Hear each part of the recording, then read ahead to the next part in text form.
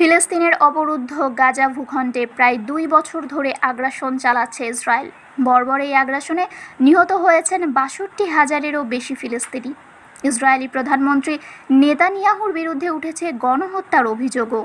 তা সত্ত্বেও নেতানিয়াহুকে যুদ্ধের নায়ক বলে আখ্যায়িত করেছেন যুক্তরাষ্ট্রের প্রেসিডেন্ট ডোনাল্ড ট্রাম্প। এক প্রতিবেদনে এ তথ্য জানিয়েছে সংবাদ মাধ্যম টিআরটি ওয়ার্ল্ড। সংবাদ মাধ্যমটি বলছে, গাজায় যুদ্ধ অপরাধের অভিযোগে আইসিসির গ্রেফতারি পরোয়ানা জারি থাকা সত্ত্বেও নেতানিয়াহুকে যুদ্ধের নায়ক হিসেবে আখ্যায়িত করেছেন প্রেসিডেন্ট ডোনাল্ড ট্রাম্প। মঙ্গলবার রক্ষণশীল রেডিও উপস্থাপক মার্ক লেভিনকে দেওয়া এক সাক্ষাৎকারে তিনি বলেন, তিনি ভালো মানুষ, তিনি এখনও লড়াই চালিয়ে যাচ্ছেন। তিনি যুদ্ধের নায়ক, কারণ আমরা একসঙ্গে কাজ করেছি। তিনি যুদ্ধের নায়ক, মনে হয় আমিও তাই।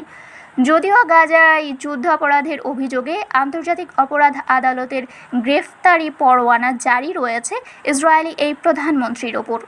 নেতানিয়াহুর বিরুদ্ধে জবাবদিহির প্রচেষ্টা নিয়েও মন্তব্য করেন ট্রাম্প। তিনি বলেন, তারা তাকে জেলে ঢোকানোর চেষ্টা করছে।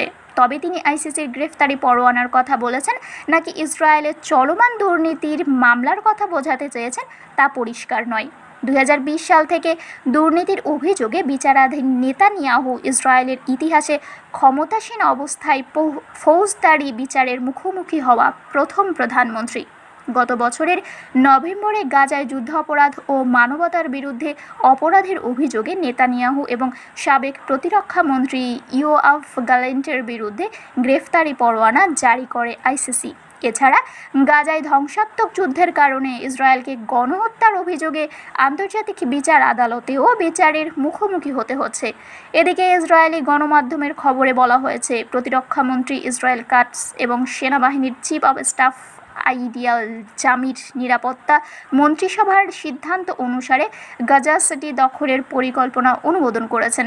সেনাবাহিনী দ্রুত অতিরিক্ত ৬০,০০০ রিজার্ভ সেনা ডাকার প্রস্তুতি নিচ্ছে এবং আরও ২০,০০০ সেনার মেয়াদ ৪০ দিন বাড়ানো হচ্ছে।